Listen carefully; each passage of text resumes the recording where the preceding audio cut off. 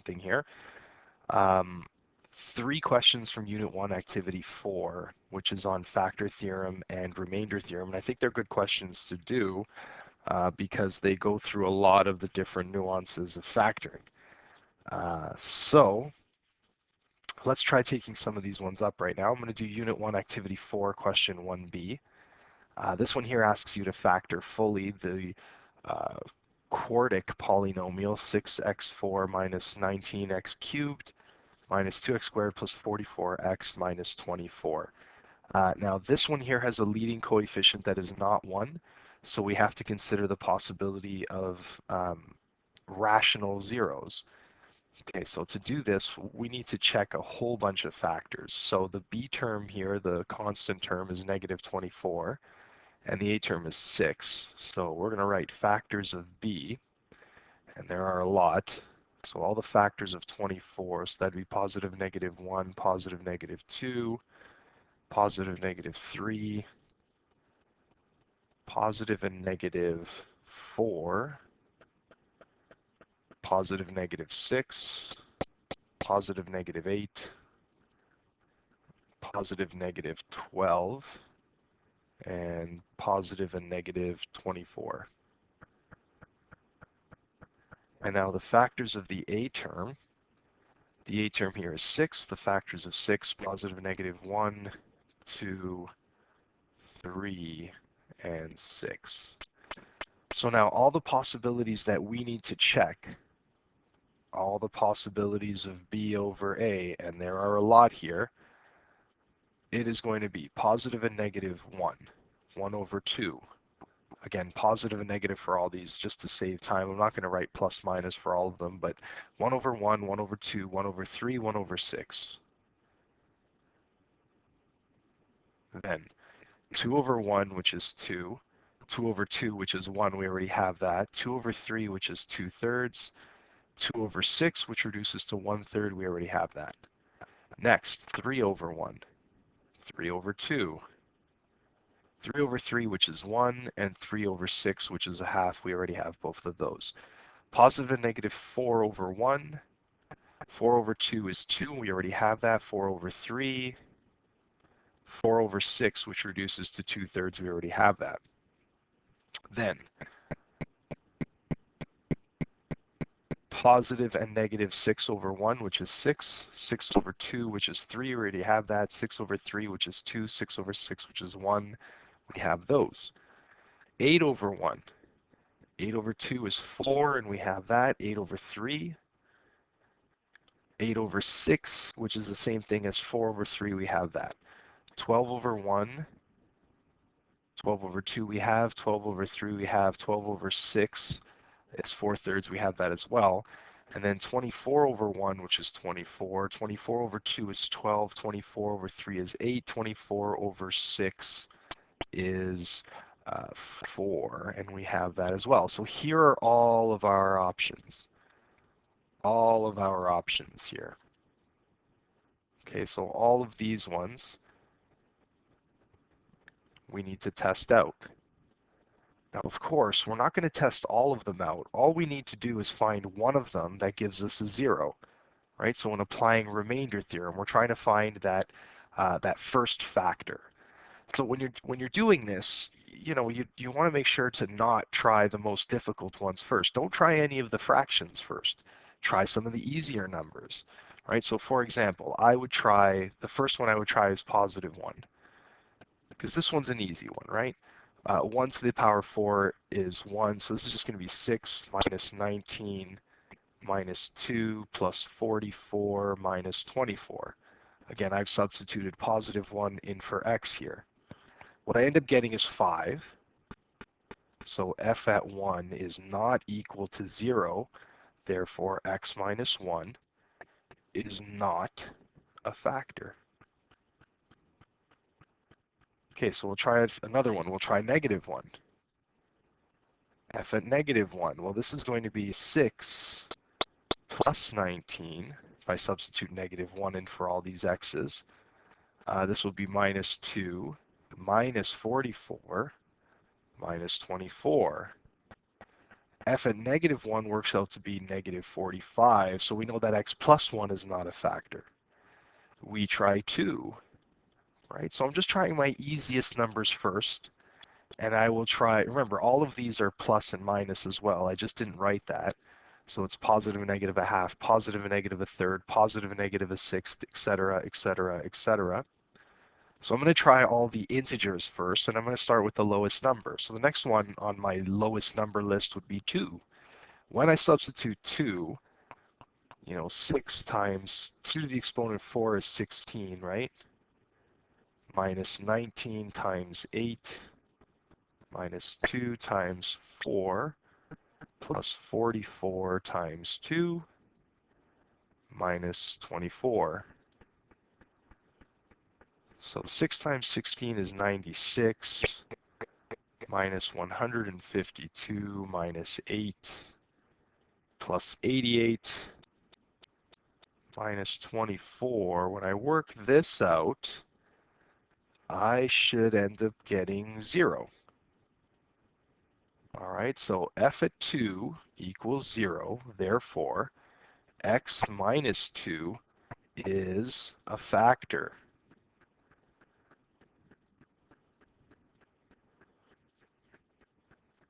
Okay, great. So now once I found my first factor, I'm going to carry out my polynomial division.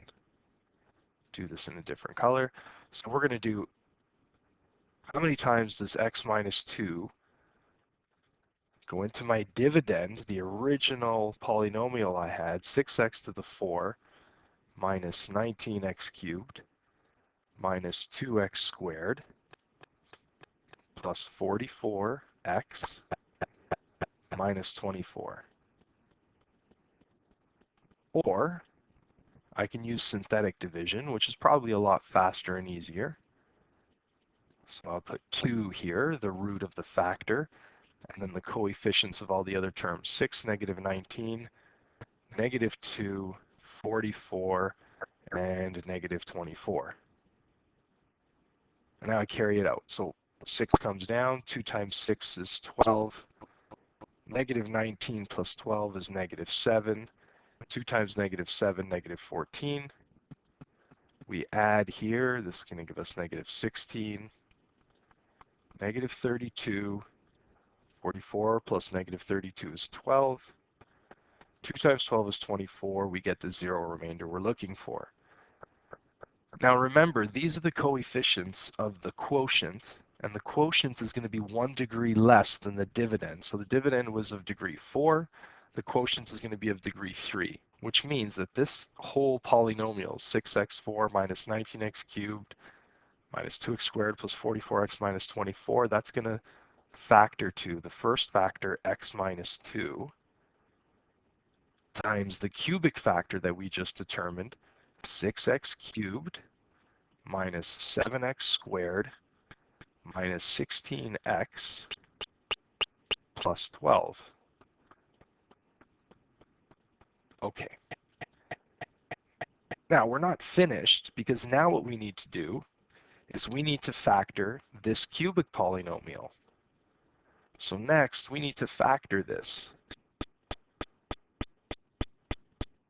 So we're going to run through another round of factor theorem. So trying to factor 6x cubed minus 7x squared minus 16x plus 12. Again, this is a polynomial whose leading coefficient is not 1. So we need to determine whether or not we have some rational zeros, which we could.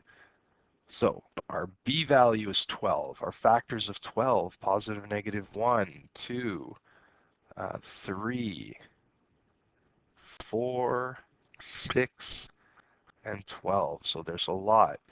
Factors of a, positive, negative 1, positive, negative 2, positive, negative 3, positive, and negative 6, which means all our factors of b over a, and once again, there's going to be a nice big long list, positive and negative 1 over positive, so that's going to be positive, negative 1 over 1, positive and negative 1 over 2. Again, I'm not going to write the plus minus for all these.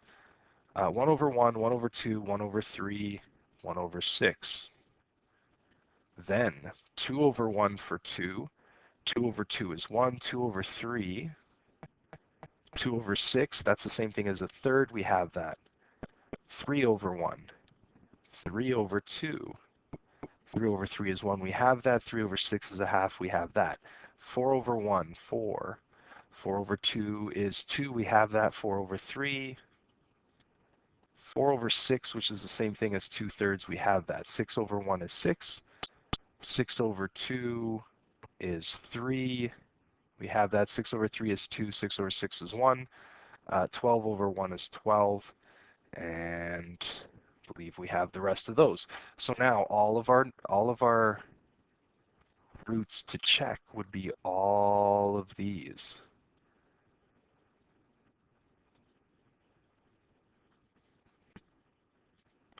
Which again, checking all of these is a daunting task. Let's check the easiest ones. Right? So we'll check the easiest numbers on the list.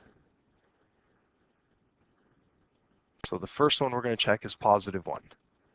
So f at 1 would be, this is going to be 6 minus 7 minus 16 plus 12. When we work that out, we end up getting negative 5.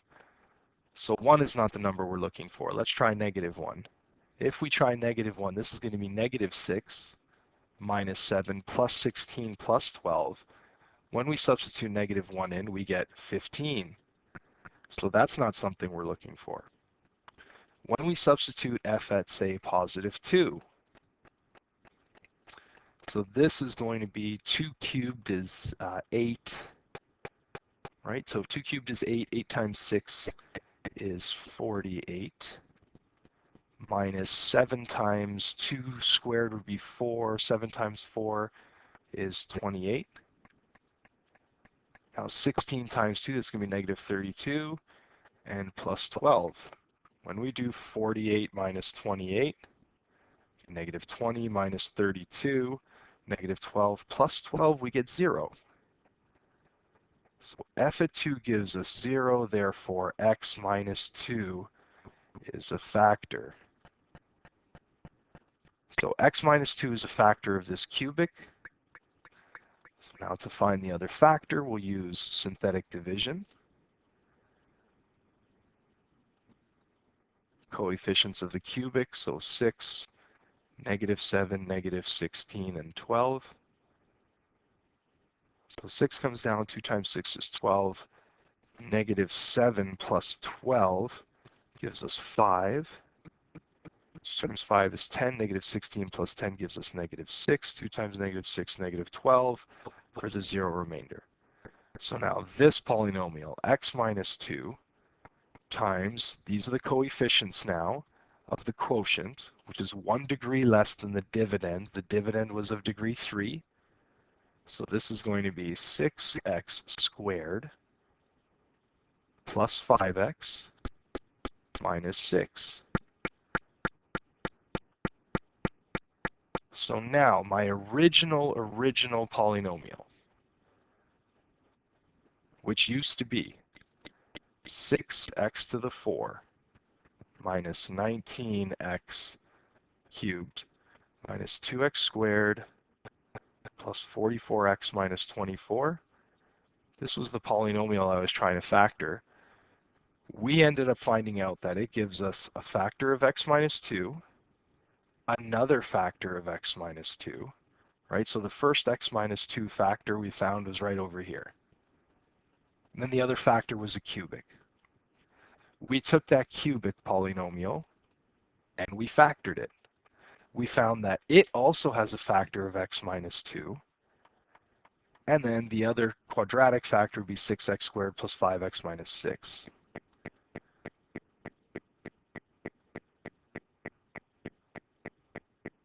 The last thing we now need to factor is 6x squared plus 5x minus 6. We're going to factor this. Now this one here is just a complex polynomial. It's just a complex trinomial, right? So 6x squared plus 5x minus 6 is a complex polynomial of the form ax squared plus bx plus c. There are a lot of different ways to factor a complex polynomial. One way to factor is a process called decomposition. Now, decomposition works this way. We take our a value. First we have to see if there are any common factors between the three terms. There are not. We take our a value, which in this case is 6. We take our c value, which in this case is -6. We do a times c. A times c here is going to give us -36. Then we need to find two numbers whose product, we need to find two values whose product is -36 and whose sum is 5. So two numbers that multiply to the sum of AC, or sorry, two numbers that multiply to the product of AC, and those same two values have to sum to 5. So let's start thinking about the factors of 36. 1 and 36, 2 and 18, 3 and 12, 4 and 9, and 6 and 6. Right, so the only pair here that's gonna give me a product of -36 and a sum of 5 would be if we take 4 and 9 and we make it +9 and -4. So 9 times -4 is -36, and 9 plus -4 is 5. Once we've determined those two values, we break apart the middle term, we decompose it into the sum of 9x and -4x. So we're going to write 6x squared, we're going to rewrite the first term, we're going to rewrite the last term, but the middle term, 5x, is going to get broken down into 9x and -4x.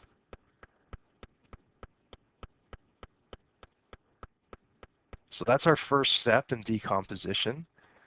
Then once we have this, we're going to use our grouping factoring method. So we group the first two terms, and we group the last two terms. And then we're going to take a common factor out of each group. So the common factor out of the first binomial grouping, 6x squared plus 9x, the common factor there is 3x. And we are left with 2x plus 3. Now in this group, the common factor is going to be 2, but because the first term is negative, we're going to factor out a -2. We are then going to be left with 2x plus 3. So -6 divided by -2 is +3. So here we can see that we have a binomial common factor of 2x plus 3, so that comes out. And the other factor is going to be 3x minus 2. Which means the fully factored form of the original polynomial question we had here, which was this one. Let me just copy it. Look at all the work we had to do to factor. Wow. Okay, so this polynomial then, we know it factors to x minus 2 times another x minus 2 times 2x plus 3 times 3x minus 2. And if we want to simplify this, x minus 2 times x minus 2 is the same thing as x minus 2 squared times 2x plus 3 times 3x minus 2. And there we have it, the fully factored form. So notice here, we had to use factor theorem twice, and then we had to use decomposition to factor our quadratic. You're always going to have to end up factoring a quadratic. So if you're unsure about that, you might want to review those factoring methods, okay?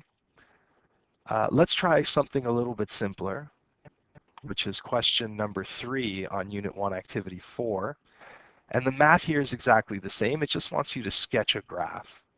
So now that we know how to factor, and we know what we know about even and odd degree functions, polynomial functions, and whether or not they have positive and negative leading coefficients, we should have an idea of what this sketch looks like. So we're going to sketch this graph. Again, we're not going to graph it, we're just going to sketch it. But before we do all that, we need to find our x-intercepts. Okay, so that's the first thing we're going to do. Number one, we're going to find the x-intercepts. So to find the x-intercepts, we have to set f of x equal to 0. So taking this equation, we're going to substitute 0 in for f of x. We get 3x cubed plus x squared minus 22x minus 24. Now we have to run through a whole set of factor theorem again. So here we go. All the b value is 24. So all the factors of 24, positive and negative 1, positive and negative 2, 3, 4, positive and negative 6, positive and negative 8, positive and negative 12, positive and negative 24. Those are all the factors of the b value 24. The a value leading coefficient is 3, so its factors positive negative 1, positive negative 3. So our possibilities of b over a then, and I'm just going to list them here really quickly. It should be positive negative 1, 1/3, 2, 2/3, 3, 4, 4/3, 6, 8, 8/3, 12, and 24. So here are all of our possibilities that we need to test. Remember, we're trying to factor this now to find the x-intercepts, to find the zeros. So once again, we have a whole bunch of choices that we can choose. Let's start with our easiest ones. Before we start looking at the rational ones, let's start looking at our integers, positive and negative 1. So f at 1, if we substitute 1 in there, I'm going to do it really quickly, we end up getting negative 42. So 1's no good.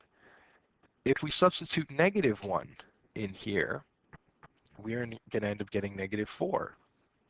So negative 1 is no good. If we substitute 2, right, 2 in here, we're going to end up getting negative 40. Remember, we're trying to get 0. So we try negative 2.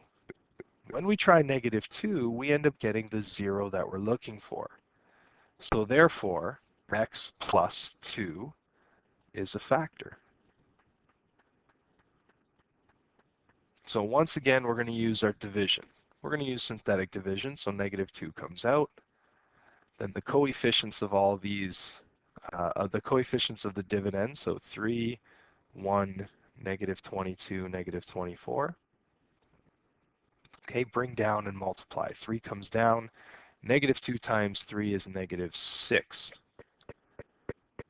1 plus negative 6 is negative 5. Negative 2 times negative 5 is positive 10. Negative 22 plus 10 is negative 12. Negative 2 times negative 12, 24. We get the 0 remainder. So this thing is going to factor to x plus 2, the first factor. And then the quadratic factor, 3x squared minus 5x minus 12.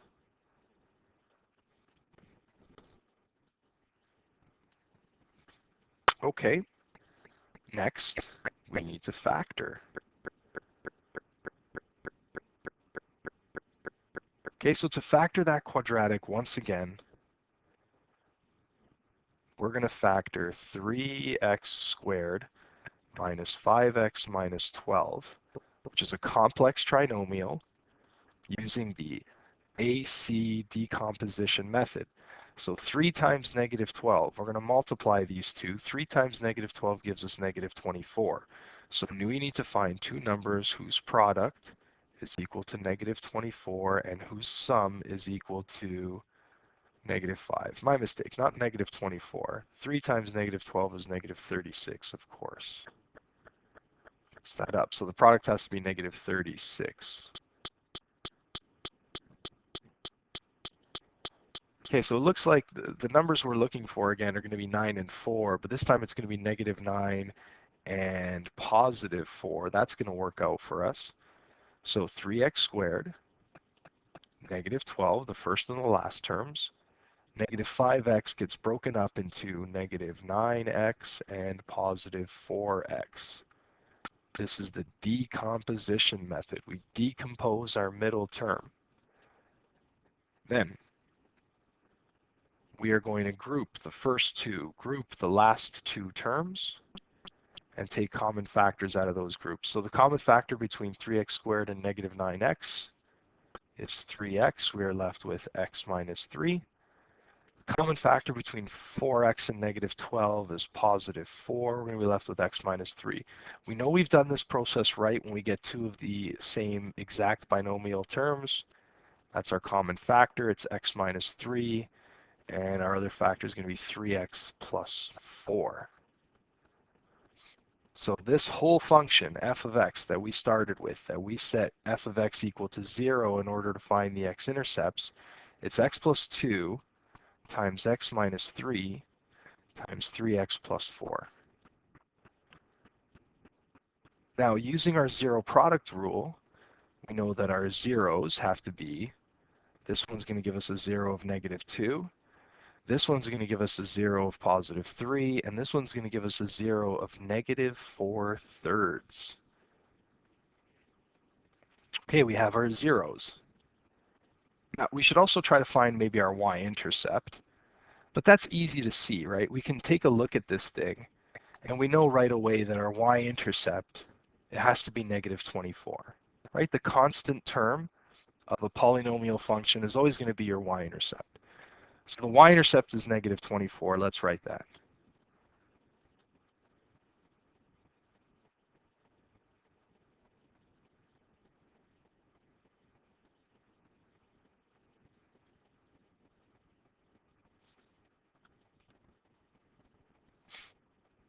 Okay, so now that we have that, we can probably graph this thing, or at least create a rough sketch of it.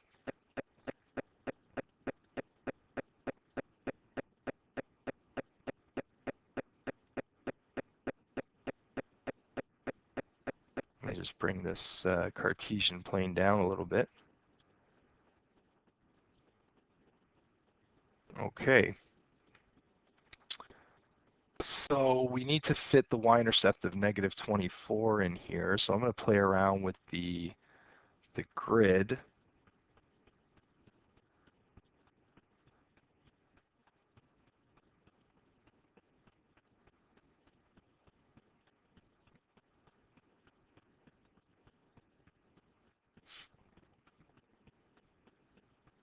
Okay, so something like that, and maybe we will.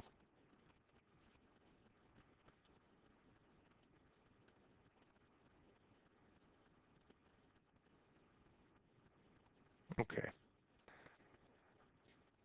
So we'll graph this now by plotting our zeros. So our zeros are negative 2. We have a 0 at negative 2, and we have a 0 at 3. And we have a 0 at negative 4/3, which is about negative 1.3.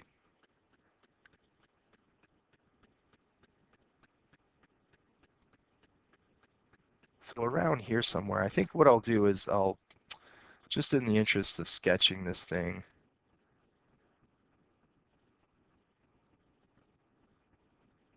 let me spread out the x-axis a little bit more.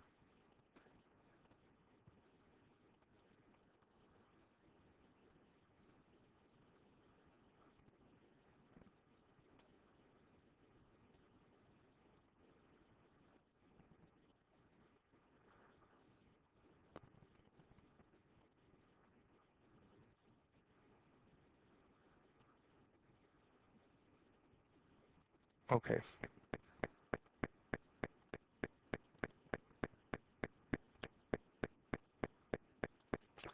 Okay, so we'll try this again.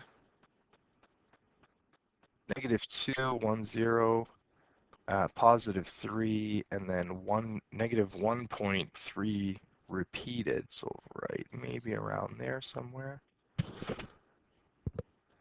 And then the y-intercept of negative 24. So maybe somewhere around here. Okay, Now looking at this function, this is a degree 3 function with a positive leading coefficient. So that tells us that the end behavior, right, has to go from quadrant 3 to quadrant 1. So the graph has to start somewhere down here and then end over here. Right, that's the end behavior. So quadrant 3 to 1.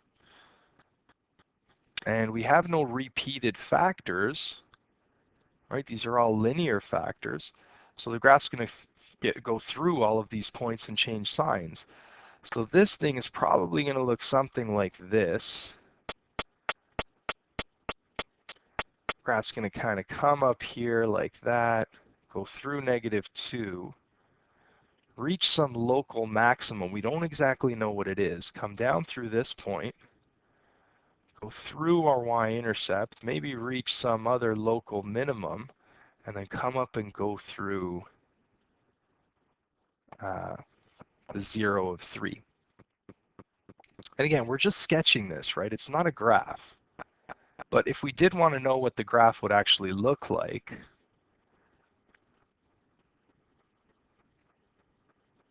let's try that out. See if we can actually graph it.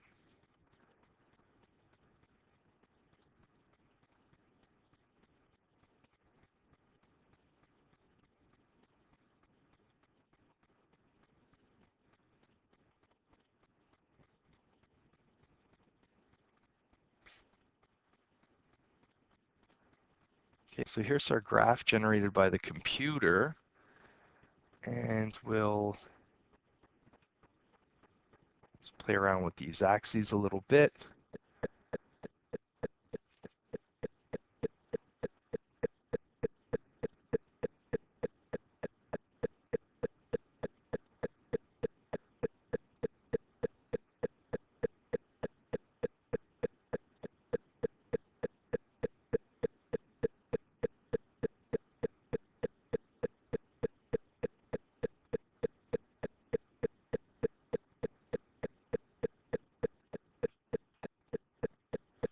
Right, okay. So this is what the actual graph looks like.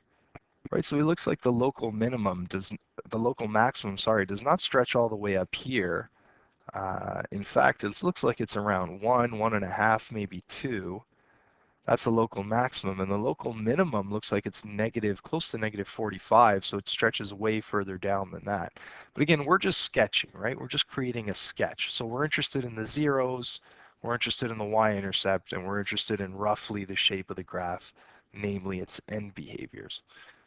Okay, so that's a process that we can undergo to be able to sketch or come up with a sketch without technology. Of course, it's always encouraged for you to use technology to check your work.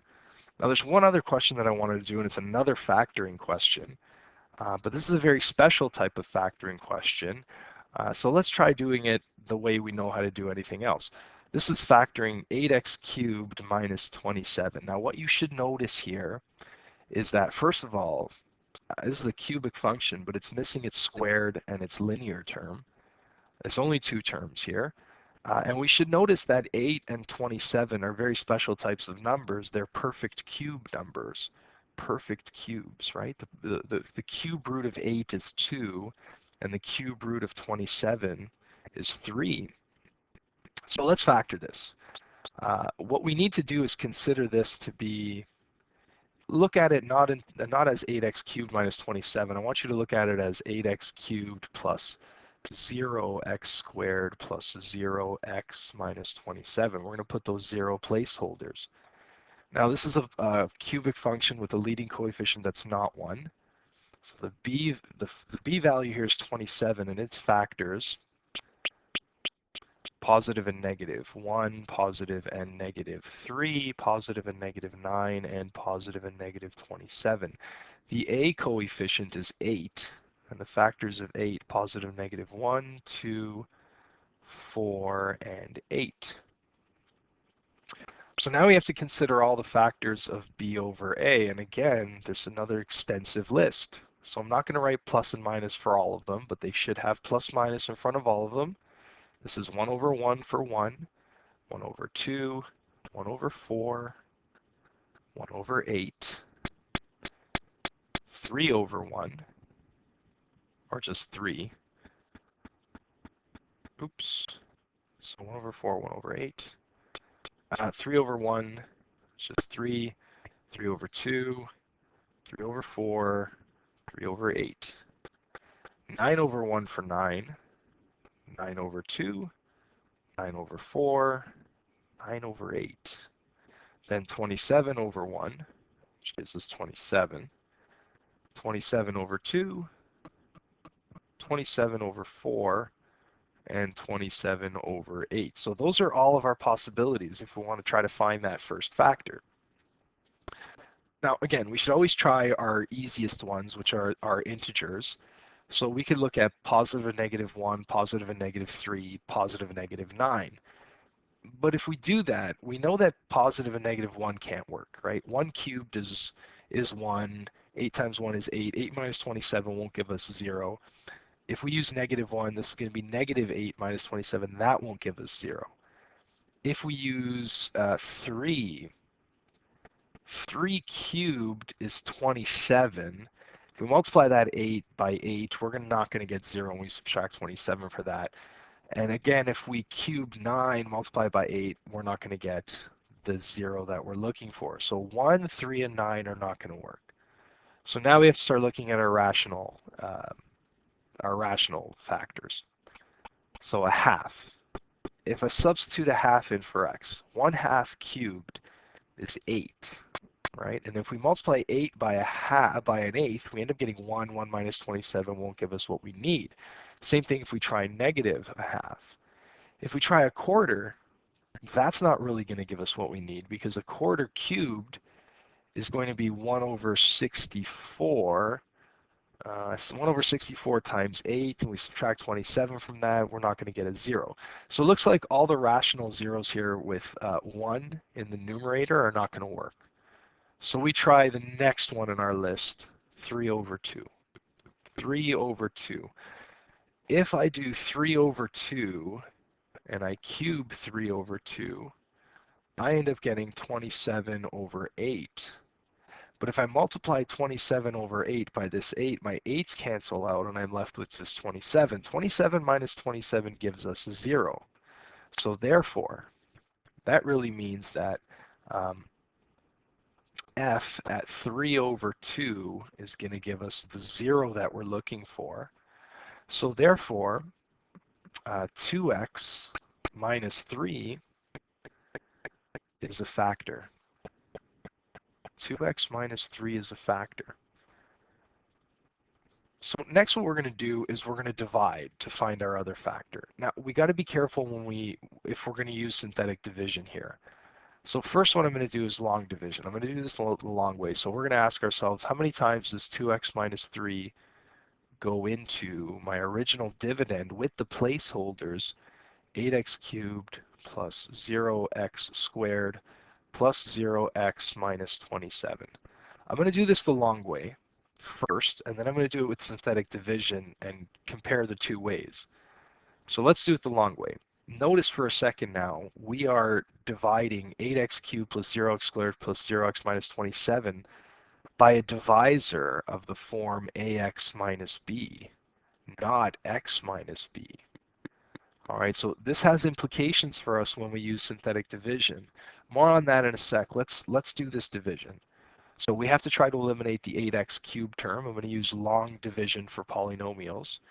In order to get rid of this 8x cubed term, I have to ask myself, what do I need to multiply 2x by in order to get 8x cubed? The answer to that is 4x squared. So I put 4x squared up here. 4x squared times 2x gives me the 8x cubed that I need. 4x squared times negative 3 is negative 12x squared. Subtract. 0 minus negative 12 is positive 12x squared. Bring down the 0x. Now what I need to do is eliminate 12x squared. What do I need to multiply 2x by in order to get 12x squared? That's going to be 6x.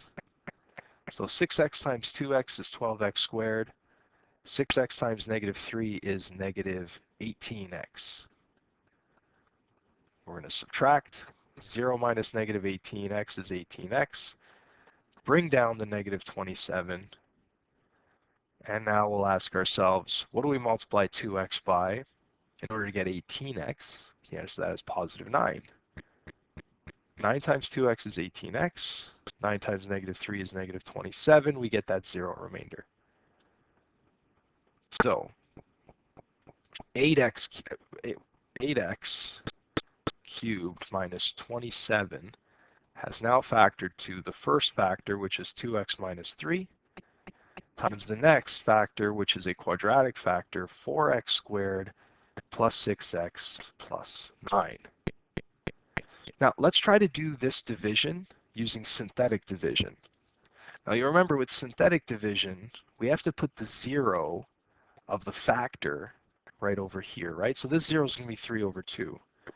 So again, because my divisor is of the form ax minus b, that means I have a rational 0, right? Then, of course, we put the coefficients of all the terms of the dividend. So 8, 0, 0, negative 27. Carry out our synthetic division. So 8 comes down. Now, 3 over 2 times 8 is going to give us 12, right? Because 3 times 8 is 24. 24 divided by 2 is 12. 0 plus 12 is 12. Now, 3 over 2 times 12 is going to give us 18. 0 plus 18 is 18. 3 over 2 times 18 gives us 27, again, which gives us a 0 remainder we're looking for. Now, we have to be careful. Notice the difference here. Here, these end up being the coefficients of the quotient, right? And because our dividend was of degree 3, our quotient is going to be of degree 2. So 2x minus 3 is the first factor. The next factor then would be 8x squared plus 12x plus 9. But if you notice, our quotient that we get through synthetic division is different than the quotient that we get through polynomial division. We have to be very careful with this. When we use synthetic division and we're dividing by a divisor that is of the form ax minus b, your resulting quotient needs to then be factored. Right, so here we notice that there's a common factor between 8, 12, and 9. Or no, sorry, what am I saying? This isn't 9, this is 18. There is a common factor though, this should be 18, right? Because 8, 12, 18, my mistake. The common factor here between 8, 12, and 18 is going to be 2. So when we remove a common factor here, 8 divided by 2 is 4, 12 divided by 2 is 6, and 18 divided by 2 is 9. So be really, really careful there. And we're not going to write that extra common factor. We just need to sort of reduce our quotient to lowest possible terms. And now if we look at this 4x squared plus 6x plus 9, we try to factor this quadratic. There's no common factors between 4, 6, and 9. We use our decomposition method, which we take 4, multiply it by 9, we get 36. But I can't think, there are no numbers that multiply to 36 and also add up to 6. So this is totally, completely factored. All right, this is my factored form. Now, there is a pattern here. If we note the first term, which as we said is a perfect cube, right? 8 is a perfect cube whose cube root is 2. X cubed is a perfect cube whose cube root is x. And 27 is a perfect cube whose cube root is 3. Well, the cube root of 8x cubed is 2x. We have that here. The cube root of 27 is 3. Now, 4x squared is obtained by taking the first term and squaring it. 2x squared gives us 4x squared, and 9 is the square of the last term, 3. And then 6, you'll notice, we obtain that by multiplying 2x and 3 together. So this is an example of what's called a difference of cubes, factoring. And here it is, here's the formula, a cubed minus b cubed. If you have a binomial and the first term and the last term are perfect cubes and you are subtracting, the very first factor is going to be the cube root of the first term and the cube root of the second term subtracted. And then the a value is squared plus ab plus b squared, right? And that's really what we had here.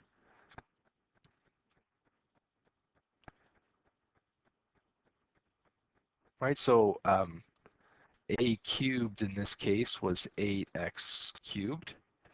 B cubed in this case was 27. So that meant that a had to equal 2x and b had to equal 3. And then this 4x squared is a squared, and this 9 is b squared, and the 6x is a times b.